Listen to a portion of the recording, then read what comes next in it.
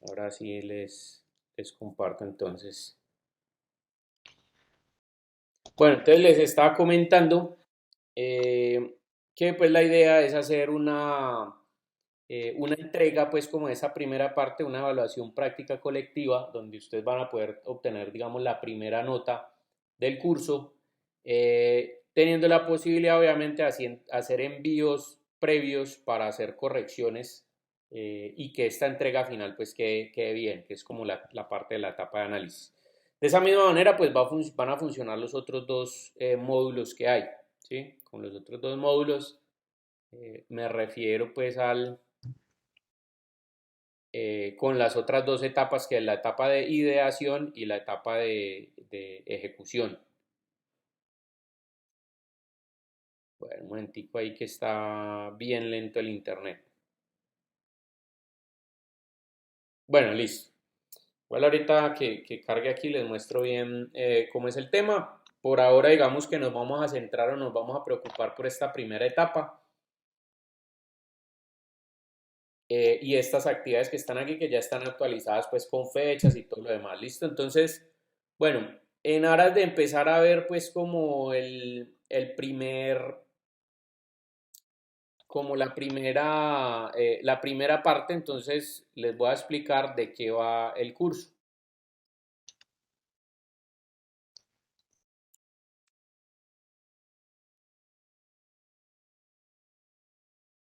¿Me confirman si están viendo mi pantalla ahí?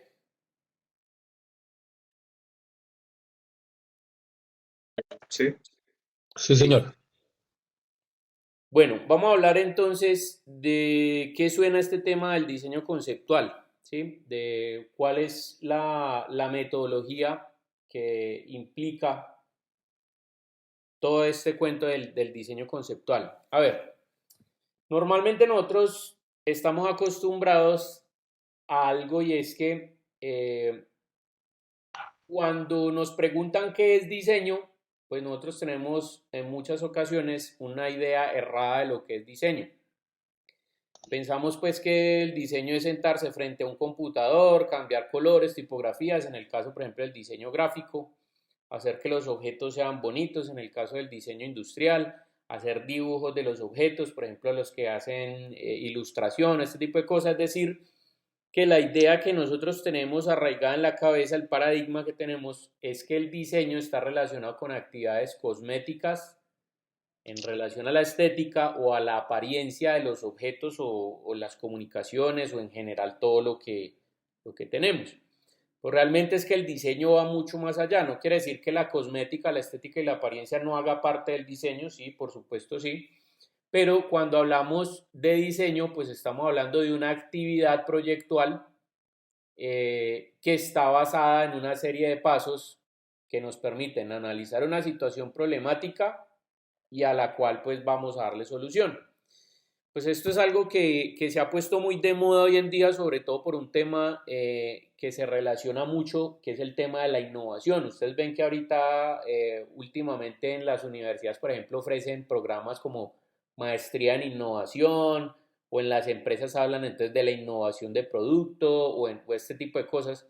Y básicamente lo que lleva a una empresa a aplicar innovación o a, digamos, bueno, no una empresa, sino una universidad, bueno, en general las instituciones o los negocios o lo que sea, aplicar innovación tiene que ver precisamente con el enfoque proyectual del diseño, es decir, es entender que actualmente para uno poder tener una capacidad de respuesta a situaciones, problemas, pues hay que analizar primero una situación y después de analizar esa situación, pues voy a poder llegar a una solución que, aunque no necesariamente esto me garantice que sea una solución, eh, digamos, exitosa, pues sí va a ser un proceso que me va a permitir ir decantando una serie de conocimientos, una serie de ideas que cada vez con mayor ajuste pues voy a poder ir llegando a una solución digamos mucho más, eh, digamos en un caso que se acople mucho mejor, ¿sí? Entonces es cuando nosotros pasamos del diseño que no es pensado, sino que el diseño que cuando yo tengo una oportunidad de una problemática y empiezo a dar respuesta, es mejor pensar el diseño, es mejor idearlo, es mejor sí, pasar por una serie de pasos, de etapas para llegar a una respuesta, a una problemática de una forma, digamos, mucho más, más lógica y por supuesto mucho más pertinente. Entonces, bueno, en este caso les hago una pregunta, muchachos. ¿Ustedes creen que diseño es lo mismo que diseñar? Para ustedes, ¿qué significa diseño y para ustedes, qué significa diseñar? ¿Cuándo yo aplico diseño? Por ejemplo, hay algo que se llama, ahí en las matemáticas, hay uno que se llama el diseño, que es el que usan los analistas de datos. Entonces el Ah, diseño es como armar algo, ¿no? Es como ir un algoritmo, podría decirse una especie de algoritmo. ok, Oscar, pero por ejemplo, ese algoritmo, ¿a qué responde? Está respondiendo a una necesidad específica, ¿no? A una necesidad, sí, claro. Exactamente. Y nosotros entendemos una necesidad como una problemática, es decir, la ausencia de algo. Entonces, se diseña en este caso un método que puede ser un algoritmo o puede ser, digamos, digamos, un programa o algo que lleve a la respuesta a esa determinada solución. Sí, ok, entonces mire que, por ejemplo, en ese caso que plantea Oscar, en ese ejemplo, hay algo bien interesante y es que ¿qué tiene de bonito el hecho? O sea, me refiero a que es cómo está el diseño ahí relacionado con la estética, con la apariencia, pues no tiene nada que ver, ¿sí? Pero de todas maneras sí se hizo una serie de análisis, obviamente, de la situación problema, hubo un proceso de ideación y de creatividad para yo como ingeniero saber cómo me meto por aquí, poder diseñar ese algoritmo o ese programa para poder dar respuesta a esa problemática previamente analizada. Entonces, eso es diseñar, ¿listo? Entonces, el diseño, nosotros lo podemos ver desde dos perspectivas. La primera como una actividad proyectual, ¿sí? Es decir, un proyecto. El diseño es como lo que enmarca un proyecto. Es una serie de acciones que están ordenadas y que están orientadas a la resolución de un problema en algún campo, ¿sí? Entonces, ¿qué quiere decir? Que no única y exclusivamente quienes somos diseñadores o quienes estudiamos diseño somos los únicos que diseñamos. En general, las personas que lleven el diseño como actividad proyectual, es decir, como la serie de pasos para encontrar solución a una problemática, están diseñando, como por ejemplo el caso que habla Oscar, o por ejemplo, ¿qué hace un ingeniero financiero? Pues diseña metodologías que permitan que la inversión de dinero pues dé mucha más rentabilidad o de más utilidades. Entonces, en ese caso, analiza problemáticas de dónde poder invertir mejor el dinero, analiza, por ejemplo, unos casos o unos elementos que me permiten evidenciar a mí, bueno, si yo pongo el dinero en estas y estas y estas inversiones, van a producir muchos más dividendos que si los pongo en estas otras, y finalmente llega un resultado y es que la plata sirve para hacer más plata, ¿sí? Entonces, ahí también estamos diseñando. Pero también el diseño puede verse desde otro punto de vista como resultado, es decir, el producto que resuelve el problema y que surge del proceso de ese diseño como actividad proyectual. Es decir, cuando yo hablo del diseño como resultado, de alguna manera también estoy viendo como el producto de la actividad proyectual del diseño. Es decir, la metodología que utilizó ese ingeniero financiero para poder llegar tomando un presupuesto inicial y convertirlo en dos o tres veces ese mismo presupuesto, ¿sí? Hacerlo, digamos, mucho más rentable.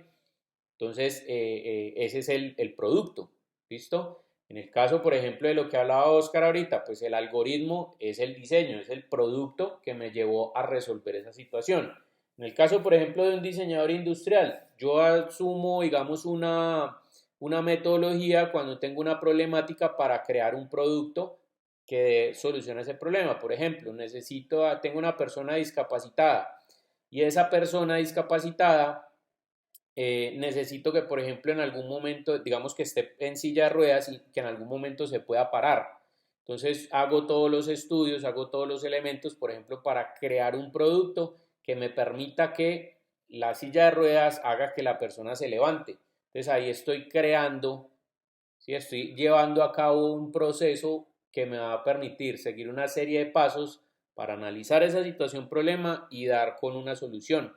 Entonces, esa silla de ruedas que permite que la persona se ponga de pie sería mi diseño como resultado, ¿correcto?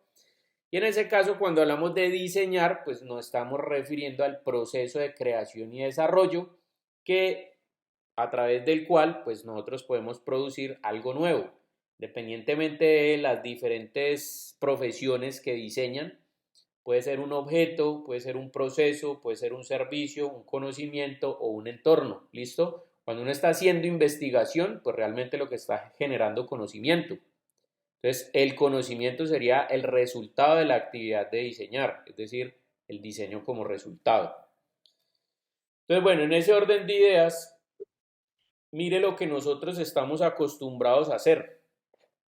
Nosotros estamos acostumbrados a recibir una situación problema y de manera inmediata empezar a buscar una solución. Es decir, de aquí del problema nos estamos saltando directamente aquí al diseño. ¿Listo? Yo les voy a demostrar eso con una preguntita que les voy a hacer a ustedes acá. Por ejemplo, si yo les digo a ustedes, muchachos, diseñen un objeto para sentarse. O sea, vamos a hacerlo como un ejercicio mental. Diseñen un objeto para sentarse. Les voy a dar unos 10 segunditos allí para que empiecen a diseñar y empiecen a pensar cuál sería ese objeto.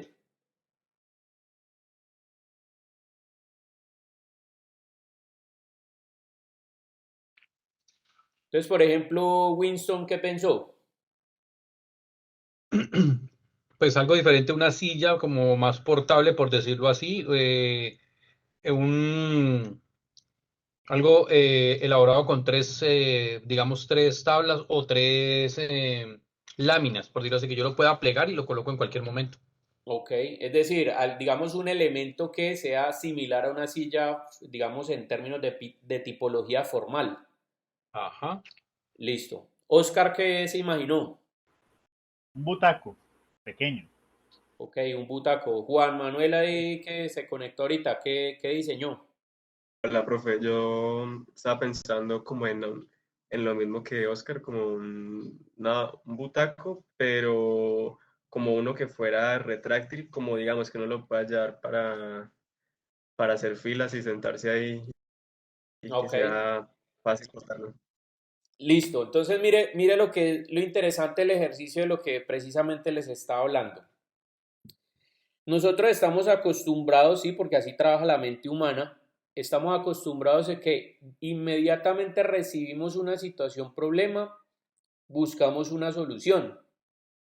¿Listo? Y es justo lo que acabo de hacer, lo que acabo de pasar aquí. Yo les doy a ustedes una consigna y es diseñen un objeto para sentarse, es decir, es una consigna que es bastante amplia, ¿sí? Porque diseñar un objeto para sentarse, pues yo me puedo sentar en un andén, yo me puedo sentar en una canasta de cerveza, en una silla, en un puff, en un butaco, es decir, posibilidades son muchísimas, infinitas. Pero mire que apenas ustedes recibieron la consigna del problema, de una pasaron del problema al diseño. ¿Sí? Entonces, por ejemplo, cuando yo le pregunto a Winston, Winston me dice, no, pues yo diseñé como una tipología de especie de silla que se puede plegar, no sé qué, listo. Tiene su idea allí en la cabeza, listo. Oscar diseñó como un butaco, Juan Manuel también diseñó como un butaco, pero que puede ser retráctil y no sé qué. Entonces, mire que allí la identificación de los elementos del problema está todavía perdida. ¿Por qué? Porque pues lo ideal no es que cuando uno reciba una situación, problema, piense de una vez en el diseño, sino deberíamos haber pasado por todas estas etapas. ¿Listo? ¿Por qué? Porque cuando yo les digo a ustedes una consigna como diseñen un objeto para sentarse, pues lo ideal en ese momento no era haber pensado directamente en el diseño, sino haber tratado de indagar más sobre la situación problema. ¿A qué me refiero? A poder llegar a la definición del problema. Entonces, por ejemplo, si yo les digo un objeto para sentarse, bueno, pero ¿quién se va a sentar allí? Entonces ahí estamos hablando del usuario, ¿sí o no? ¿Cuánto tiempo va a permanecer la persona sentada o ese usuario sentado en ese objeto? Porque no es lo mismo estar sentado en una silla 1 hora a estar sentado 5 horas. ¿Listo? ¿Qué actividad está realizando esa persona que está sentada? ¿Está comiendo? ¿Está trabajando? ¿Simplemente está descansando? ¿Por qué? Porque estos elementos de análisis del problema, por ejemplo, quién es el usuario, cuánto tiempo va a estar sentado allí, qué actividad va a estar realizando en esa silla, son características que tiene el problema y que me van a permitir a mí conocer cuáles van a ser los atributos de diseño que tenga esa silla. Por ejemplo, si en este caso el usuario es una persona de la tercera edad, ¿cómo debería ser la silla?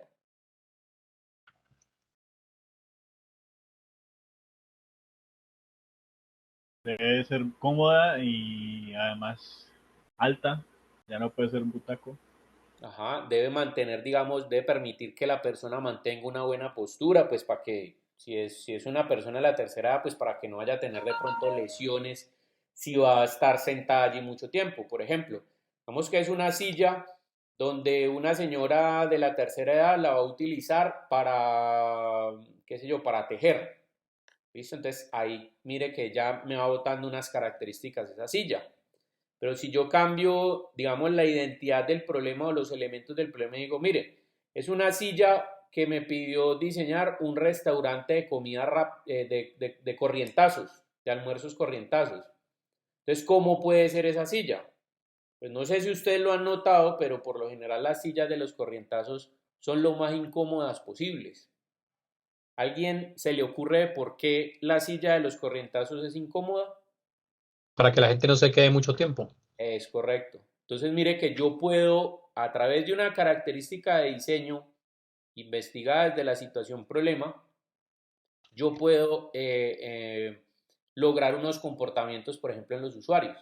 Entonces, si la silla es incómoda y al restaurante de corrientazos le conviene que sea incómoda, ¿por qué? Porque no necesito que la gente se quede ahí conversando, porque lo que necesito es vender volumen de almuerzo, o sea, entre más almuerzos venda, pues mucho más voy a ganar.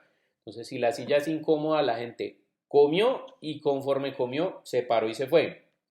Pero conforme a eso, si yo, por ejemplo, coloco una silla que sea todo lo contrario, una silla cómoda, entonces voy a obtener un comportamiento no deseado, que es que la gente se me quede ahí hablando y no me desocupan la mesa y yo necesito vender más almuerzos. ¿Listo? A diferencia que si lo hago, por ejemplo, en un restaurante, digamos, de estos donde las comidas y las bebidas son costosas, pues allí ustedes ven que los restaurantes caros sí tienen un ambiente musical, las mesas bien presentadas, las personas, el servicio, es decir, todo el servicio está orientado a que usted se quede allí, a que permanezca en un sitio agradable. ¿Por qué?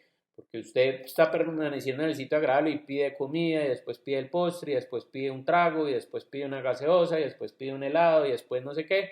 Y al final, Pero cuando con, usted se para, entonces va y pide la cuenta y la cuenta es el baloto, ¿no? uy, bastante. Entonces mire que uno a través del análisis de la situación problema, uno va generando las características de un diseño como resultado que da respuesta a esa situación problema y que después de haber hecho ese análisis, pues obviamente va a llegar a un resultado que es mucho más, o sea, que va a aplicar mucho mejor como solución de la problemática. Entonces, en ese orden de ideas, uno puede dividir, digamos, la metodología proyectual de diseño, es decir, la serie de pasos encaminados para el análisis de una situación problema, dar un diseño como resultado. Uno puede dividirlo en estos 6 pasos que los identifico con colores, por ejemplo, en el caso de los 2 primeros de color rojo, los 2 segundos de color amarillo y los 2 terceros Eh, de color verde, como las 3 fases de la metodología proyectual de diseño. profe, La primera fase de la metodología, tiene los pasos de observar y analizar, está en color rojo. Entonces eso es lo que nosotros llamamos como fase de análisis. Cuénteme, Juan. profe, qué pena interrumpirlo. Lo que pasa es que no podría dejar de compartir y volver a compartir que no me aparece la pantalla. Listo, dame un segundito, ya lo vuelvo a hacer. Entonces,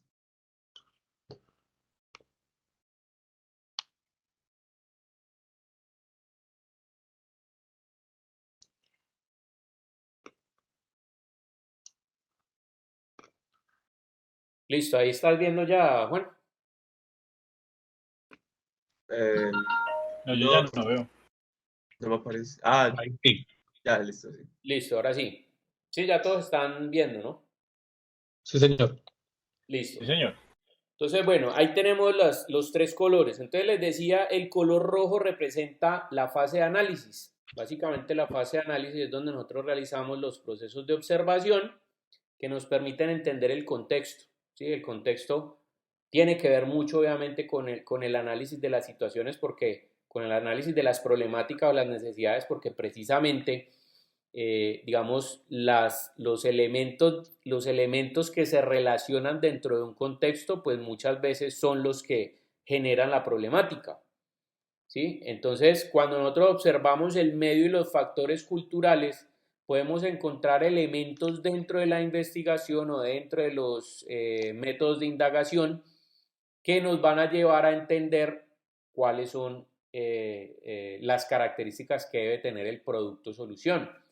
Volviendo al tema del ejemplo de los restaurantes, pues observar un contexto de un restaurante, por ejemplo, lo que les comentaba del restaurante costoso, pues los restaurantes costosos que necesitan crear un ambiente, es decir, necesitan crear un contexto donde el mobiliario, donde el servicio, donde las bebidas, los alimentos, todo esté en función de que el comensal, de que el cliente o el usuario se quede allí o permanezca allí mucho tiempo.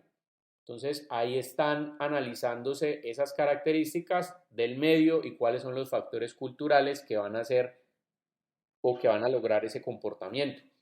Dentro del proceso de observación, digamos que está el contexto, pero también está el usuario. Entonces, cuando nosotros analizamos la problemática, también debemos analizar el usuario, es decir, cuáles son las necesidades del usuario y cuál es el comportamiento del usuario, entendiendo que los usuarios pueden verse como los usuarios directos o los indirectos. Por ejemplo, ¿quién es el usuario de una silla de ruedas? El usuario directo. Los minusválidos Exactamente, la persona con movilidad reducida, ¿sí? Que es, digamos, con la alguna persona que se sienta discapacidad. allí. Ahora, ¿quiénes son los usuarios indirectos de esa silla de ruedas? Los que por algún tipo de accidente, por algún tiempo deben usarla. No, no necesariamente. Cuando hablamos de un usuario indirecto, en este caso en particular, en este ejemplo, nos referimos, por ejemplo, a los familiares de la persona de Ah, ok. movilidad reducida, ¿sí? Es Ya. decir, aunque no son usuarios directos del objeto como tal, están siendo afectados por el objeto.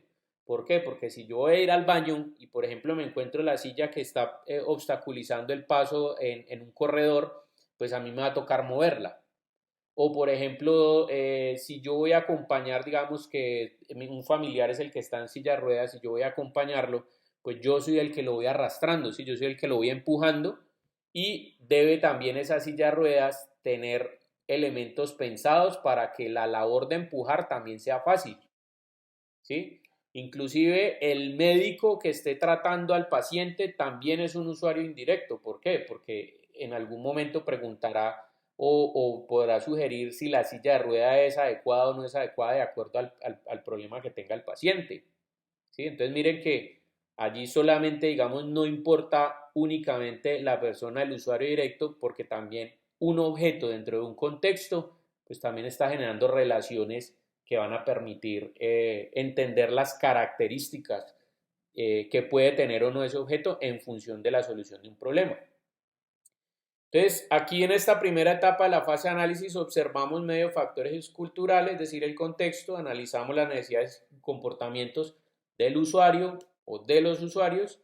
También hay que entender que el usuario solo actúa de una forma diferente a cuando está acompañado, ¿sí? Es decir, si usted está solo, usted le preguntan, bueno, ¿y usted lava platos en su casa? Entonces usted dice, no, yo qué voy a lavar platos, y eso es, sí, un pensamiento pues como muy, muy machista.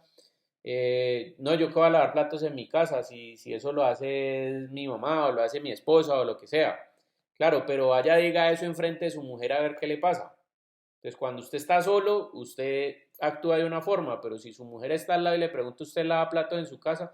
No, claro, yo me dedico siempre a esto y no sé cuántas, y así sea mentiras, pues usted va a hacer las cosas para quedar bien con esa esposa. Entonces mire que su comportamiento está siendo afectado, digamos, por otra persona. Entonces mire que allí también hay que analizar todos esos elementos porque precisamente esa es información que nos va a llevar a poder entender cómo debe desarrollarse un producto para que ese diseño responda mejor a esa necesidad analizada. Entonces, bueno, estos dos primeros pasos es lo que nosotros conocemos como la fase de análisis. La segunda fase es la fase posterior a esa que se llama la fase de ideación o la fase creativa. Es decir, aquí lo que vamos a empezar es a planear sobre esas necesidades que identificamos aquí. Si yo ya identifiqué unos elementos del usuario, unas necesidades que tiene ese usuario, unos comportamientos y adicionalmente a eso conozco el contexto en donde se están dando esos comportamientos y esas necesidades, entonces lo que voy a hacer es empezar a planear, a generar ideas, ¿no? De cómo poder solucionar eso. Entonces, volviendo al tema del restaurante.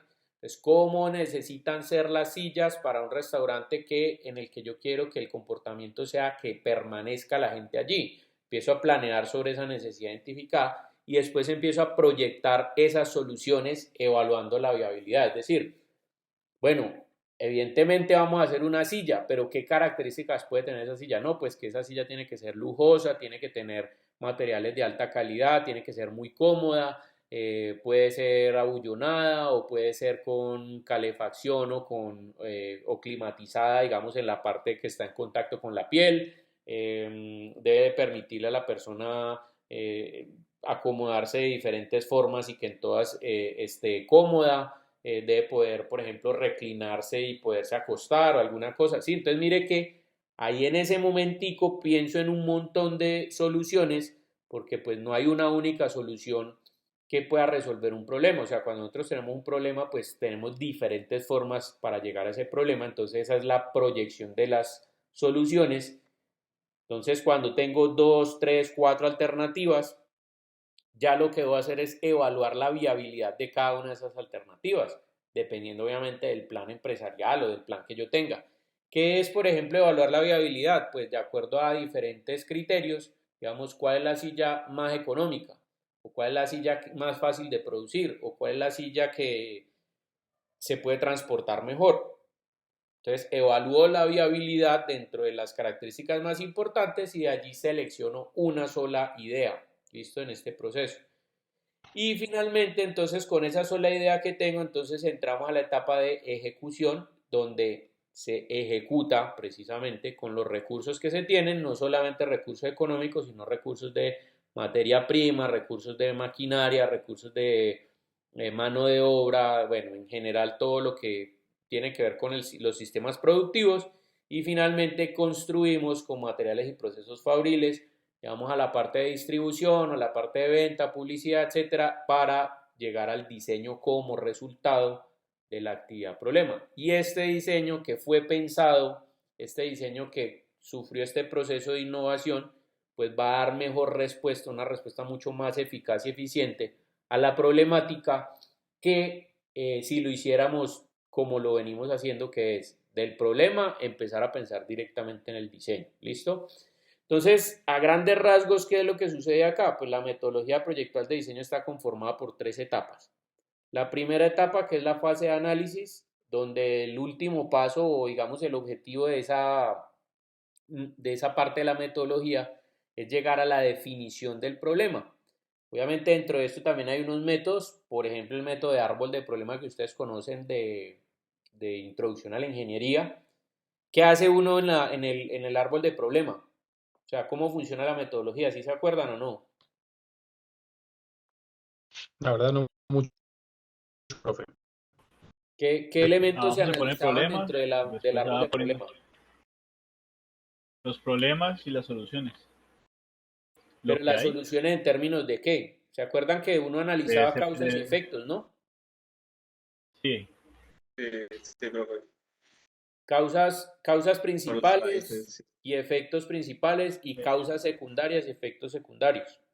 ¿Sí se acuerdan de eso, no? Que uno ponía el problema en la necesidad, entonces sí, las sí, raíces eran las causas y las ramas de arriba eran los efectos. Entonces habían causas principales, causas secundarias, efectos principales, efectos secundarios. Y básicamente esta metodología lo que busca es llegar a la definición del problema, es decir, desglosar el problema en diferentes subproblemas para poder meterme por una raíz y por una rama y poder tomar el elemento, digamos, como el problema, perdón, como elementos más pequeños y empezar a dar solución a estos elementos para que al final pues se pueda dar la solución a la problemática completa. ¿Listo? Por lo menos desde el análisis. Entonces, por ejemplo, en esa primera fase que se busca como de definición del problema, se puede aplicar la metodología proyectual, la metodología del árbol de problema. En la siguiente fase, que es la fase creativa, pues lo que buscamos es la generación de alternativas y la viabilidad de una, es decir, se aplican métodos de selección de alternativas, se aplican métodos para incentivar la creatividad y poder proyectar esas soluciones. Y luego cuando tengo esa solución, entonces voy a la parte de ejecución, que básicamente es lo que tiene que ver con la parte de codiseño, es decir, los equipos de ingeniería y los equipos de diseño trabajando de la mano para poder llegar a producir una solución, ¿sí? En términos fabriles, si es por ejemplo en el caso de ustedes que son informáticos, ingenieros informáticos, pues desde el punto de vista de programación o de alguna solución que tenga que ver desde el punto de vista de construcción por código o alguna cosa así, a una determinada problemática. ¿Listo? Entonces esas son las tres fases de la metodología proyectual. Entonces, bueno, ya hemos venido hablando del diseño, de cómo funciona el diseño, de la metodología proyectual, el enfoque proyectual del diseño. Pero entonces cuando nosotros vamos a evaluar qué es la ingeniería, pues yo no sé si ustedes sabían, me imagino que sí, pero la ingeniería es como disciplina, bueno, más bien iniciemos por el tema de cómo desglosar la palabra ingeniería. Ingeniería viene de ingenio, ¿sí? Y no me refiero a los ingenios que producen azúcar, sino de ingeniárselas, o sea, como de pensar. Entonces la palabra ingeniería precisamente se define como el conjunto de conocimientos y técnicas científicas aplicadas. Claro, ¿ustedes por qué ven todas las materias que ven? Pues porque son las técnicas científicas que van a aplicar después a la resolución de problemas, porque es el conocimiento que ustedes deben tener. Por ejemplo, ¿ustedes por qué ven lenguajes de programación? Pues porque los problemas que van a resolver ustedes tienen que ver, o la manera de solucionarlo es a través de lenguajes de programación. ¿Listo? Por ejemplo, un ingeniero mecánico, ¿por qué tiene que ver termodinámica? Por decir algo. Pues porque es una disciplina que le va a ayudar a entender cómo funciona el tema de las transferencias de temperatura, de calor a frío o a estado normal, o bueno, lo que sea, cuáles son los materiales que tienen mejor resistencia térmica, etcétera, etcétera. Entonces necesita el ingeniero los conocimientos de esas técnicas científicas para aplicarlos. ¿A qué? Pues a la resolución o optimización de los problemas que afectan directamente a la humanidad. Entonces mire que aquí hay dos cosas parecidas. Nosotros venimos hablando del diseño como actividad proyectual, una serie de pasos encaminados a resolver una situación problema. Y vemos que la ingeniería es el conjunto de conocimientos y técnicas científicas que se aplican a la resolución de problemas. Entonces mire que ahí están como muy parecidos. Entonces en ese sentido, ¿cuál de las dos es más importante? ¿El diseño o la ingeniería?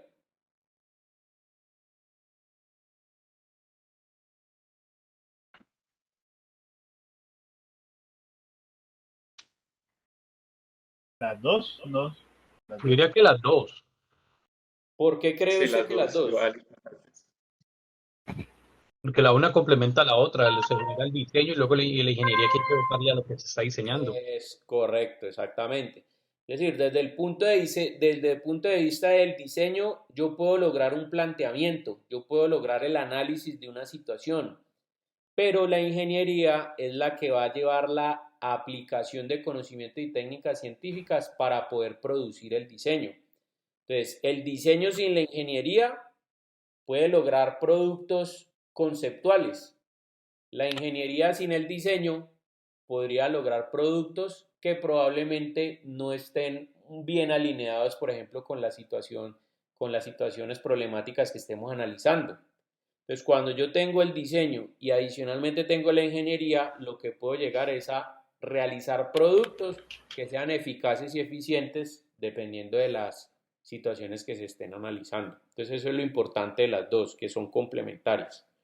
Por ejemplo, allí nacen disciplinas como el diseño industrial. ¿Qué hacemos los diseñadores industriales? Creamos y desarrollamos conceptos y especificaciones para llevar esas ideas o esa labor de análisis de problemática desde la industria a crear los productos que solucionan digamos, las necesidades de las personas, ¿sí? Desde el punto de vista del análisis. Entonces, mire, el diseño como actividad proyectual tiene estas tres fases que era lo que nosotros habíamos hablado. Fase de análisis, donde llegamos a la definición del problema. Fase creativa, donde creamos las alternativas de solución, viabilizamos cuál es la mejor. Y la fase ejecutiva, en términos de ejecución, es decir, fabricación de esa alternativa que da respuesta a esa problemática de la fase de análisis.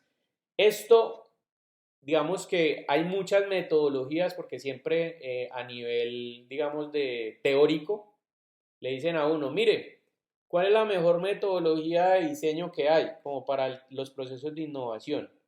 Independientemente que en Japón tengan una, que en Alemania manejen otra, que en Estados Unidos manejen otra, que en China manejen otra, todas tienen en común que tienen estas tres fases, ¿sí? Puede que unas tengan más pasos o más elementos dentro de cada una de estas fases, listo, pero en términos generales todas pasan por una fase de análisis donde hay investigación, una fase creativa donde funcionan los procesos de ideación y una fase ejecutiva donde se ejecutan por procesos fabriles las soluciones. Entonces, el diseño concebido como proyecto que da solución a necesidades se evalúa en términos de eficacia, de rendimiento y de resultados. Es decir, cuando una empresa o cuando ustedes, muchachos, cuando estén analizando las problemáticas dentro de sus trabajos a nivel profesional, cuando ustedes están evaluando eso, la mejor manera de ser eficiente y eficaz frente a esas problemáticas es aplicando esto. Y eso es lo que hoy en día las empresas hacen precisamente para producir sus productos y para producir innovación en sus productos. Anteriormente, por ejemplo, cuando solamente estaban los automóviles Ford, ¿qué hacía Ford? Producía vehículos. ¿Y cómo eran los vehículos? Todos eran de color negro y todos era la misma referencia. ¿Por qué pasaba eso? Pues porque eran los únicos que tenían el monopolio en el mercado. Es decir, nadie más producía automóviles, por lo menos no en masa. ¿Listo? Entonces a usted como usuario, si usted quería comprar un carro, ¿qué le tocaba comprar? Pues el compra lo que carro que hay, había. Exactamente, el carro que había. ¿De qué color lo quiere? Negro, el porque es que color en que ese hay. es el único que hay. ¿Con qué motor lo quiere? Pues con el motor que hay. ¿Qué forma va a tener? Pues la única forma que hay, porque es que era lo que había. Hoy en día, ¿cuántas empresas o cuántas marcas de vehículos conocen ustedes? Pues está Ford, Chevrolet, Kia, Hyundai, Chana, ahí Audi, Renault, Bugatti, Renault, Ferrari, Fiat, BMW, Volkswagen, o sea, miles. Estamos hablando que a nivel mundial hay miles y miles de marcas de automóviles. Entonces hoy en día aplica lo que normalmente se dice para los gustos los colores. ¿Sí? Si a usted no le gusta un motor o alguna cosa o esto, entonces se va para otra marca y simplemente mira a ver cuáles son los elementos que están ofreciendo. Y hasta tal punto llegamos hoy en día que usted puede personalizar los vehículos, es decir, usted puede entrar a la página web y configurar su vehículo, ¿sí? Yo tengo esta plataforma, ¿de qué color la quiere?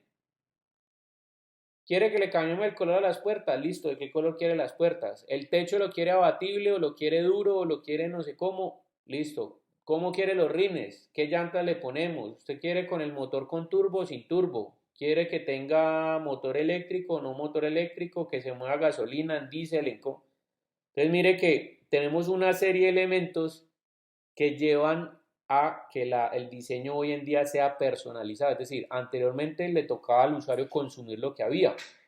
Hoy en día las empresas son las que se están adaptando a los gustos de los usuarios, ¿sí? Todo es personalizado actualmente. ¿Y qué es lo que hace que ese proceso de personalización sea exitoso? La metodología proyectual de diseño. ¿Por qué? Porque ¿dónde está el tema de la personalización? Mírela aquí, en la fase de análisis. ¿Sí? Si yo entiendo al usuario, si yo entiendo las necesidades, observo los comportamientos, observo el contexto en el cual está, puedo entender cuáles son sus gustos y cómo darle al clavo con la necesidad. Inicio una fase creativa, creo los productos que van a dar respuesta a esas necesidades y en la fase de ejecución prácticamente ya el producto está vendido. ¿Por qué? Porque es un producto que está respondiendo al 100% con las necesidades analizadas en la fase analítica. ¿Sí? ¿Por qué los procesos, por ejemplo, en la telefonía celular, que lo ven ustedes, un ejemplo muy claro? Ustedes ven que cada 6 meses sale un teléfono celular nuevo. Entonces, por ejemplo, Apple hace lanzamiento en septiembre. Listo. Pero 6 meses después hace lanzamiento Samsung. Y 6 meses después de Samsung, otra vez Apple. Y así sucesivamente. Y se vienen dando en la cabeza unos con otros. Entonces, mire que son procesos de innovación que son en muy corto tiempo. Cuando hablamos de tiempo, nos referimos a la eficiencia, ¿no? Entonces son procesos que son muy eficientes, son procesos de los cuales voy aprendiendo constantemente y se van retroalimentando en términos de información.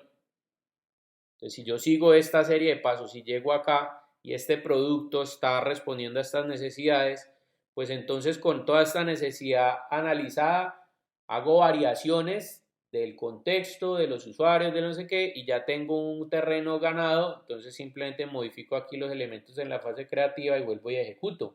Y produzco productos que respondan a esos cambios que tiene el mercado, a esos cambios ligeros.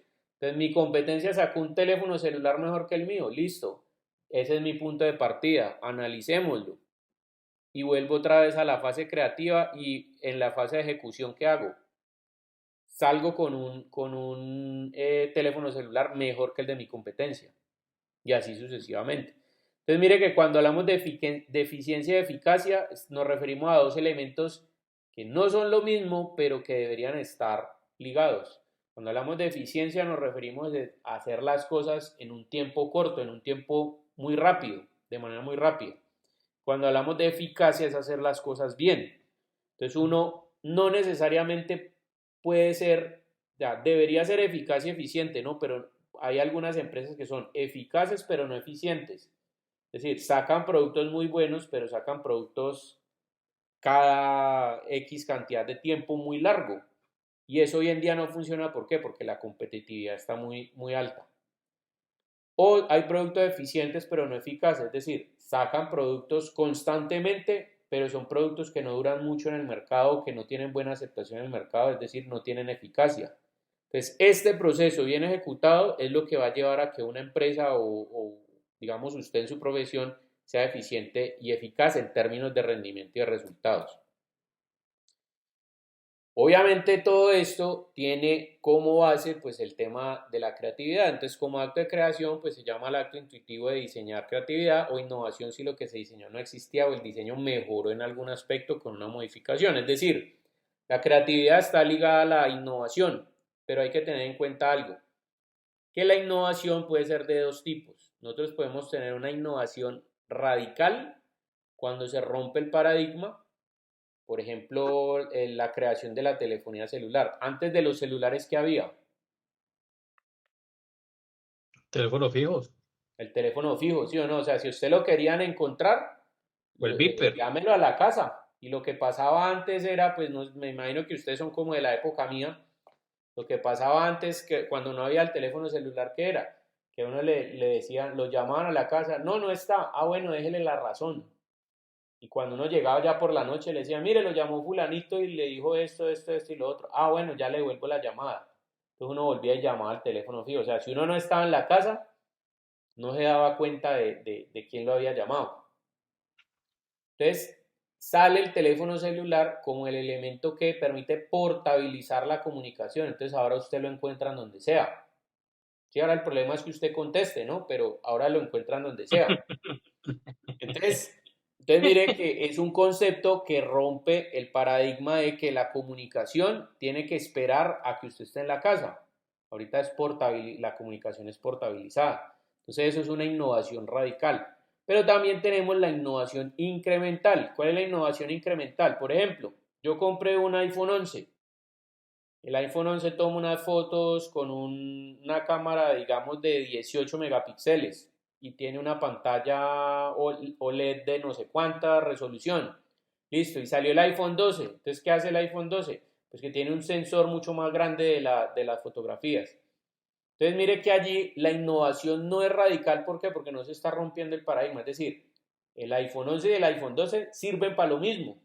Lo que pasa es que el iPhone 12 hace las cosas tecnológicamente hablando mucho más eficaces y eficientes. Entonces, cuando se da ese incremento en la tecnología, estamos hablando de una innovación incremental.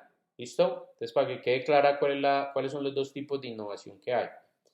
Todos esos procesos de innovación, por supuesto, tienen que ver con el tema de la creatividad. Y la creatividad, pues, básicamente es un tema de pensamiento, o sea, de poder pensar en objetos, conceptos y problemas y generar a partir de eso ideas, invenciones o innovación.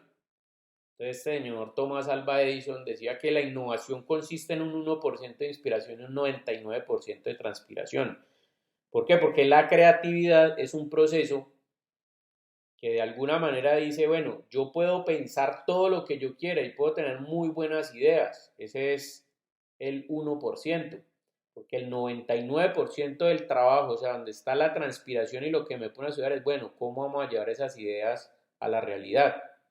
¿Listo? Es decir, hay algunos objetos, por ejemplo, que como concepto funcionan. Por eso este curso se llama diseño conceptual, porque desde el punto de vista del concepto usted puede tener muy buenas ideas. Un ejemplo de eso, la teletransportación. La teletransportación es un producto que como concepto funciona. O sea, el hecho de que usted se meta en una cabina aquí en Colombia y llegue en pocos segundos a Estados Unidos o a cualquier otra parte del mundo por la desintegración de la materia y que cuando llegue allá a la otra cabina vuelva y se arme usted. Eso es un concepto que, mejor dicho, sería una innovación radical que acabaría con todas las industrias de transporte que hay en el mundo. Todos los costos bajarían de todo. Total. Pero ¿por qué no se ha llevado a cabo? Pues porque todavía la tecnología no ha llegado al punto de poder crear, o sea, el tema de la desintegración de la materia ya está. El tema es volver a armar la persona, volver a armar el objeto, lo que sea, como estaba. Eso es lo que no se ha podido. Entonces, mire que como producto funciona y como producto de ciencia ficción, muchas películas lo han adoptado. No sé si ustedes vieron una película hace ochentera por allá que se llamaba La Mosca, ¿sí? Súper cochina esa La película, pues, mosca, claro, porque muy mostraba buena. unas cosas así como medio desagradables, escatológica y todo el tema, pero tiene ese concepto de la teletransportación. Entonces, mire Y que tiene el concepto del error que tuvo la teletransportación ahí mismo también, ¿no? correcto, sí, que mezcla las dos, la mosca con el ser Con humano el, y entonces sale ahí pues este ser ahí todo desagradable. Entonces, bueno, mire que como diseño conceptual funciona el producto, pero hay algunos elementos que se quedan simplemente como concepto y no se materializan. ¿Listo? Entonces, yo puedo llegar hasta la fase de ejecución o no, dependiendo obviamente de lo que quiera. Y de hecho, el tema conceptual también es bien importante en las empresas porque ustedes lo ven, por ejemplo, en las industrias automotrices, en general, de moda, de lo que sea. Se crean, por ejemplo, productos concepto que son los que mandan la parada en las diferentes innovaciones que van a tener las diferentes marcas a futuro. Ustedes ven, por ejemplo, los automóviles concepto. Pues son automóviles que no se van a producir en masa, pero que por lo menos tienen un concepto que va a ser trabajado y va a venir siendo aterrizado en las próximas generaciones de automóviles. Vamos a ver algunos ejemplos cuando veamos ese tema del concepto. Mire, cómo el diseño se convirtió en esa actividad proyectual en donde el objeto es pensado, planeado y producido para las masas. Esto es lo que se conoce como el gráfico de los rombos. Entonces, tiene dos etapas, una de definición y otra de diseño.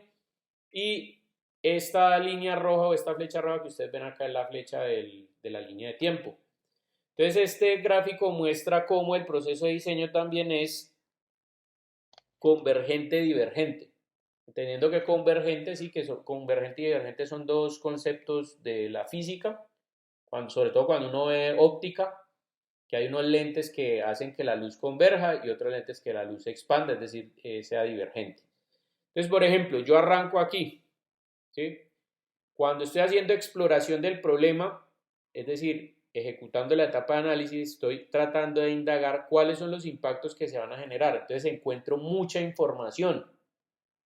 Por ejemplo, aplicando la metodología del árbol de problema, cuáles son las causas, efectos, intento desglosar todos esos elementos. Entonces, aquí en la definición del problema, mire en la investigación del problema, en la etapa de definición, mire que encuentro muchas posibilidades dentro de la problemática, muchos subproblemas. Luego llego aquí a la etapa 2, que es la definición del problema, es decir, en síntesis, ¿qué prácticas voy a adoptar? Recuerden que llegar a la definición del problema es conocer a fondo cada uno de los elementos que conforman esa situación problema. ¿Sí? Entonces, cuando llego aquí a la definición, ya sé sobre qué elementos voy a basar o ya sé cuáles son los elementos en los que voy a basar mi solución. ¿Listo? Entonces, esto es conocer abiertamente el problema. ¿Quién es el usuario? ¿Cuál es su contexto? ¿Qué elementos, o digamos como análisis tecnológico, qué elementos están solucionando actualmente esa situación o cuáles son los productos sustitutos, por ejemplo, que responden a esa necesidad? Entendiendo como producto sustituto, les voy a poner un ejemplo. Digamos, hay una persona que no puede consumir leche. ¿Cuál es el producto sustituto?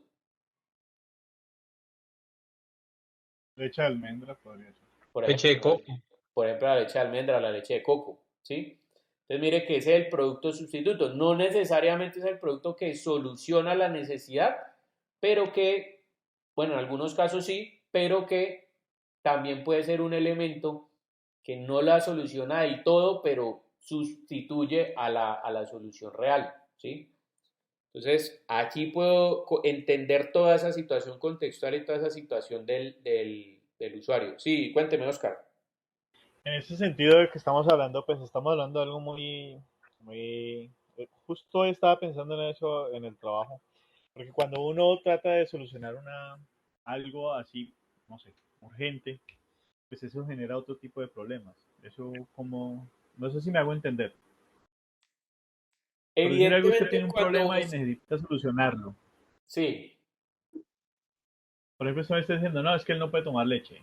Listo, pues tomemos, démosle leche de almendra. Muy seguramente no tiene las mismas propiedades que tenga una leche claro, de, pero entonces mira, vacuna. precisamente lo que estás diciendo es ya empezar a pensar dentro de una metodología proyectual. Porque si vos empezás a analizar por qué este usuario no puede tomar leche, pues porque la leche tiene grasa o tiene X componentes que le hacen daño a parte de su salud. Listo. ¿Qué es lo que necesita entonces a nivel nutricional esta persona para sustituir la leche? Entonces puede ser un componente que ayude a crear un producto que sustituya la leche o que funcione mejor para ese usuario en específico que la leche.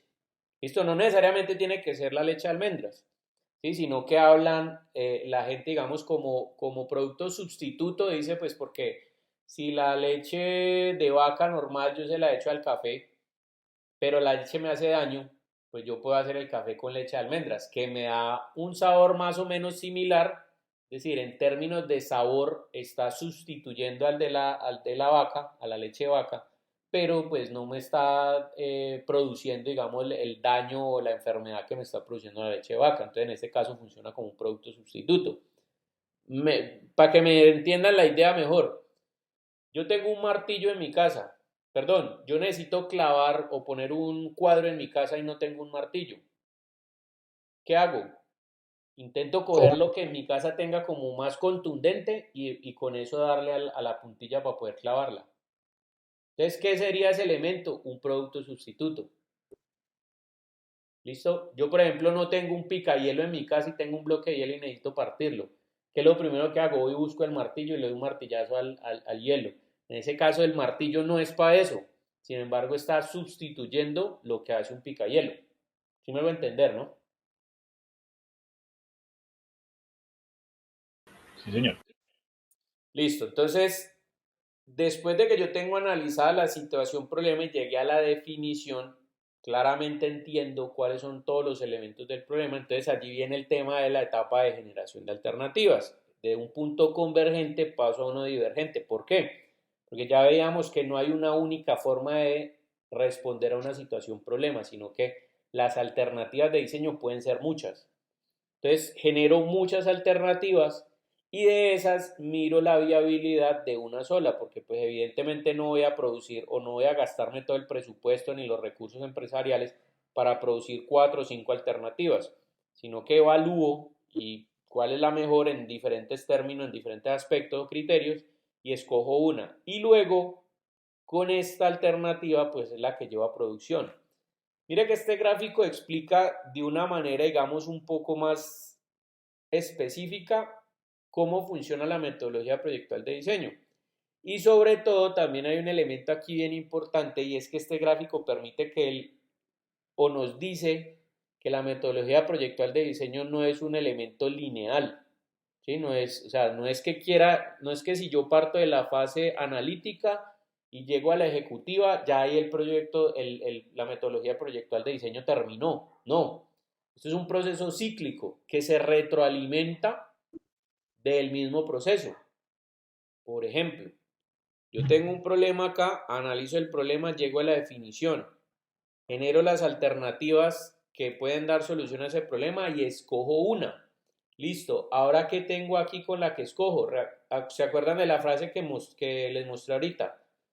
Un 1% de inspiración y un 99% de transpiración, la creatividad, ¿no? Si yo tengo esta alternativa aquí, ya la tengo pensada, la tengo ideada, entonces ahora mi problema es que es cómo llevar a cabo esa alternativa, el 99% de transpiración, ¿no? Quiere decir que tengo un problema. ¿Cuál es la mejor forma de dar solución a los problemas? Aplicando nuevamente la metodología proyectual. Entonces, ¿cómo solucionamos esto? Entro otra vez aquí a una etapa de investigación, pero ya enfocada en realizar esta alternativa. Vuelvo y genero una investigación, defino la mejor manera de hacer o de fabricar la alternativa, genero propuestas y vuelvo y selecciono las propuestas y así sucesivamente. Si ven cómo el proceso se va retroalimentando el solito.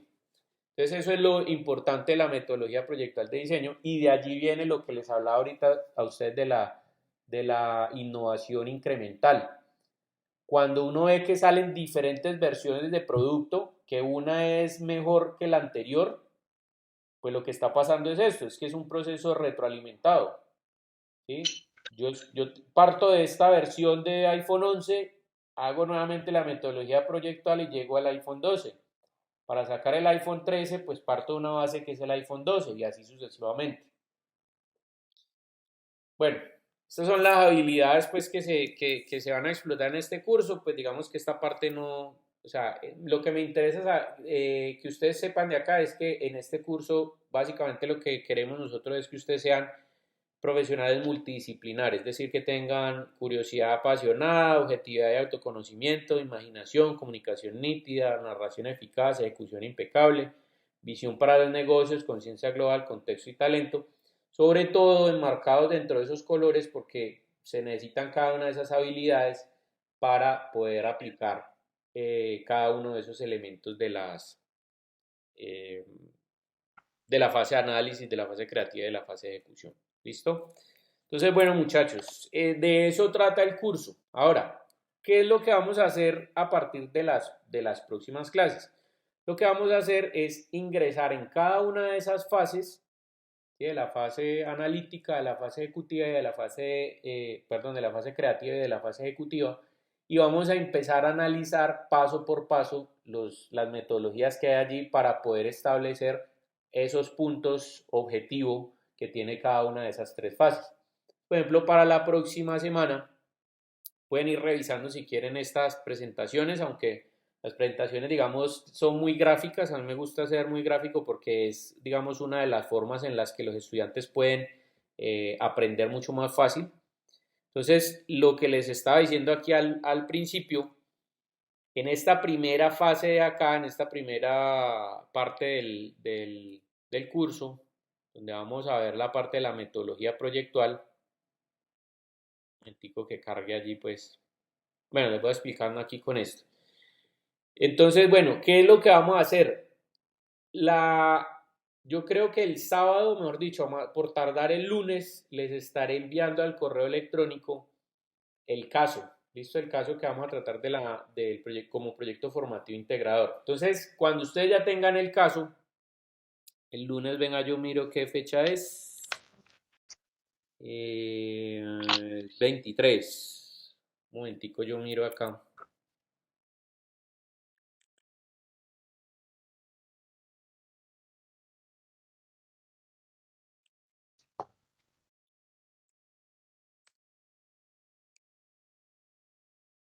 Listo, entonces, por tardar, el lunes 23 les estaré entregando el caso y lo que vamos a hacer, muchachos, es que ustedes, pues como ya ustedes conocen la metodología del árbol de problema, esto de analizar las causas y efectos y todo eso, entonces lo que van a hacer es un análisis de esa situación problema. Más o menos les voy a contar sobre qué tengo pensado el caso que vamos a tratar. Pienso que un buen caso para tratar, un caso cerrado que podamos tratar, es el tema de las viviendas temporales para casos de emergencia. Ustedes saben pues que estamos en un país, en Colombia, donde cuando se acerca la época de lluvias, hay derrumbes, hay inundaciones, hay, bueno, un montón de cosas, o cuando hay, por ejemplo, un desastre natural, un terremoto, alguna cosa así, siempre hay deslizamientos de tierra, un montón de cosas que se llevan las casas de la gente más humilde y que siempre digamos que la respuesta es empezar a correr a ver qué se nos ocurre pues para poder ayudar a esa gente. Entonces, pienso que la aplicación de la metodología proyectual la podríamos trabajar desde el análisis de esa situación. Es decir, cómo poder lograr una vivienda temporal para esas personas que se quedan sin vivienda, entendiendo pues dentro del contexto cuáles son las necesidades de esos usuarios. Por ejemplo, normalmente eso le ocurre a las familias, eh, digamos que tienen una estratificación social baja. Y por lo general la característica de estas familias es que son numerosas. Entonces, ¿cuántos miembros, o sea, qué tipo de cosas deberíamos investigar? Por ejemplo, ¿cuántos miembros conforman una familia en las estratificaciones tal, tal, tal? Geográficamente, ¿dónde se ubican las zonas o históricamente en esa parte geográfica, cuáles son las zonas donde se han presentado mayores derrumbes o mayores tragedias de este tipo? Como para mirar elementos contextuales de allí, por ejemplo, la parte del frío, o si hace mucho calor, o si llueve mucho, o todo este tipo de elementos, porque eso nos va a llevar a definir los atributos o características del diseño. Por ejemplo, de qué tiene que ser la casa, qué características tiene que ser la casa, qué tamaño va a ser la casa,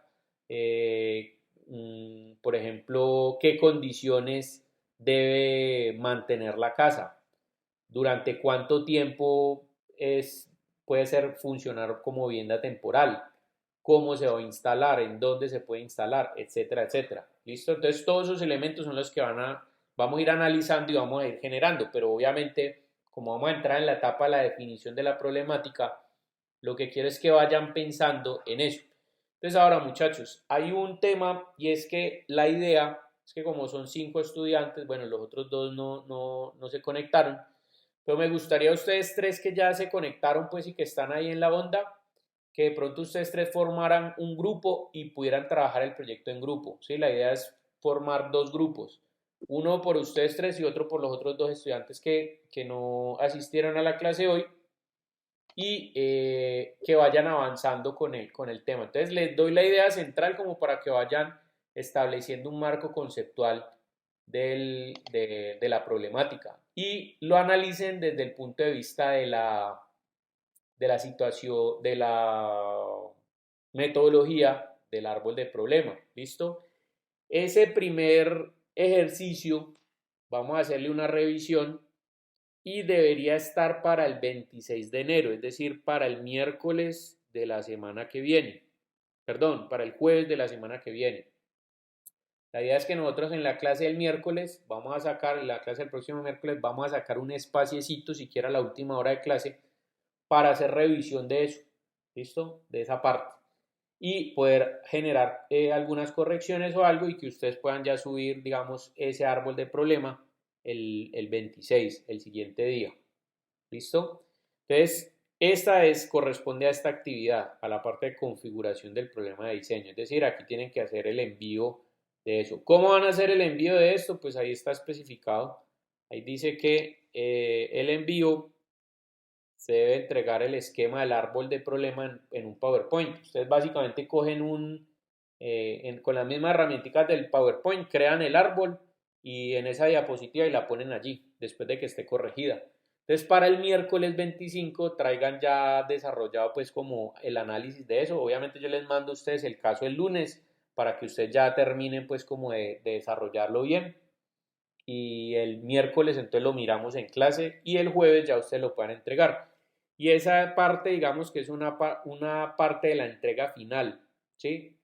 Con esto ya corregido más lo que vamos a ver en la próxima clase, que tiene que ver con los métodos de indagación para extraer información, van a presentar como una especie de sustentación de esta primera etapa de la metodología proyectual, que es la fase de análisis, y esos son los entregables al final, ¿listo? Los entregables que incluyen, les voy mostrando aquí para que ustedes vayan pensando en eso.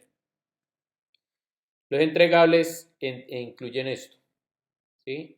Un árbol de problema con causas, efectos principales y secundarios que defina la situación analizada del proyecto formativo integrador, la identificación de los usuarios directos e indirectos, es decir, generar un perfil de usuario, que vamos a ver una metodología donde se genera esto, ya les explicaré en próximas clases, cuáles son las necesidades y clasificarlas en 5 familias. Entonces la próxima semana, el miércoles, vamos a ver esta clase para que ustedes ya puedan empezar a trabajar en eso.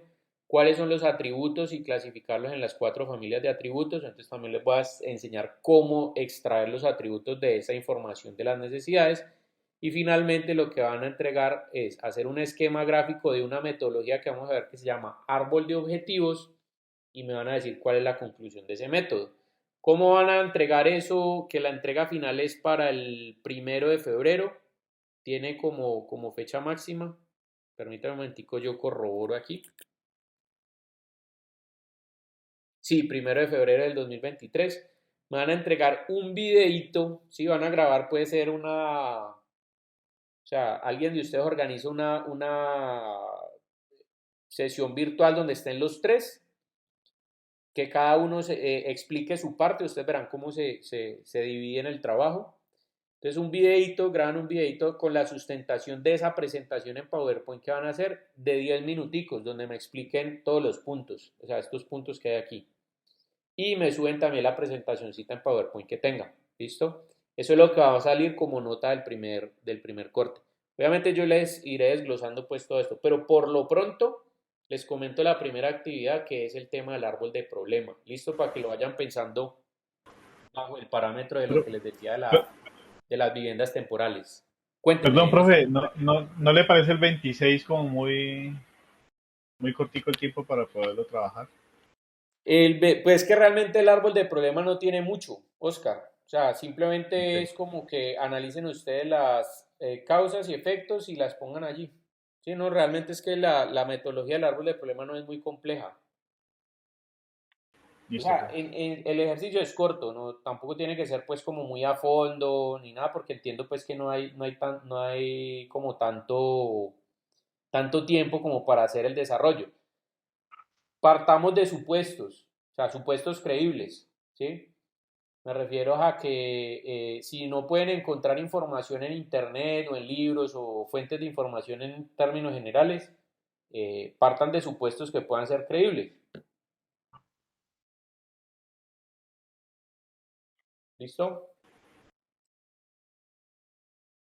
Muchachos, ¿qué pregunta tienen respecto a eso? No, hasta ahora ninguna, no sé los compañeros. No, está bien. Yo les iba a decir algo, que si podíamos hacer un grupo, pues ya que estamos acá, un grupo de WhatsApp para que podamos trabajar más fácilmente. Ah, claro, De claro, una. sí, ya ahí la metodología ya que ustedes utilicen, pues si quieren aprovechen la sala de chat para compartirse ahí ya Winston escribió su teléfono, para que armen el grupo y ya ustedes internamente van trabajando. Muchachos, tengan en cuenta que este curso, a pesar de que tiene las horas sincrónicas, que son los miércoles y los viernes de 6:30 a 8:30, tengan presente también que tiene unas horas de asesoría. Entonces, si usted requiere una asesoría de mi parte como para ir guiando el proceso y todo el tema, es cuestión de que me escriban. Mi correo electrónico quedó aquí en la plataforma. Por ahí en el saludo de bienvenida se los dejé. De todas maneras, si lo apuntan por ahí, jdeposada@uao.edu.co. Entonces, cualquier cosa me escriben o por el chat del correo también. Algunos que me escribieron el miércoles. También con mucho gusto, muchachos. Es cuestión de que nos pongamos de acuerdo. Ya, las asesorías, obviamente, pues a ustedes me imagino que les quedan fáciles después de, o sea, horarios nocturnos después de las 6:30. Entiendo que ustedes tienen clases después de la jornada laboral. Entonces, pues si de pronto ustedes terminan clase a las 8:30 o algo así, igual con media horita que nos podamos reunir a las 8:30, o sea, de 8:30 a 9 o algo así, el día que ustedes puedan o si tienen un huequito por ahí después de las 6:30 o algo así, bienvenido. O sea, es cuestión de que coordinemos. ¿Listo? Listo, profe. Listo, muchachos, vamos a dejar así por hoy y échenle una revisadita. O sea, si quieren revisar las presentaciones, yo les dejé el enlace allí. Échenle una revisadita a la carpeta de los temas con el siguiente tema que se llama métodos de indagación social. En la primer carpeta les dejo la presentación de hoy para que se acuerden. Y en la segunda carpeta está lo que vamos a ver el miércoles que viene, que son métodos de indagación social. Listo, es esta presentación. Y aquí hay una documentación que de pronto les puede servir como para complementar lo que veamos en la clase. ¿Listo? Entonces ahí hay un tema de mapas de empatía y no sé qué, de cómo se crean, porque vamos a hablar acerca de eso. Entonces como para que vengan ya con una idea y hagamos la clase un poquito más participativa. ¿Listo? Listo, Bueno, profe. muchachos, vamos a dejar entonces hasta allí. Me alegra conocerlos y bueno, nos pillamos el miércoles. Ojalá ya el miércoles puedan venir los que faltan. Este video lo estoy grabando, entonces la idea es que lo voy a subir a un canal de YouTube que yo tengo por ahí y voy a poner el enlace directamente aquí como recurso en la plataforma virtual. Listo, eso yo creo que lo hago mañana. Entonces, cualquier cosa les queda ahí el Vale, video de la clase y si tienen preguntas extra me las pueden hacer por correo electrónico y sería cuestión de cuadrar horario para hacer la asesoría. listo, profe. Listo, de una. Bueno, Muchas muchachos, gracias. que descansen.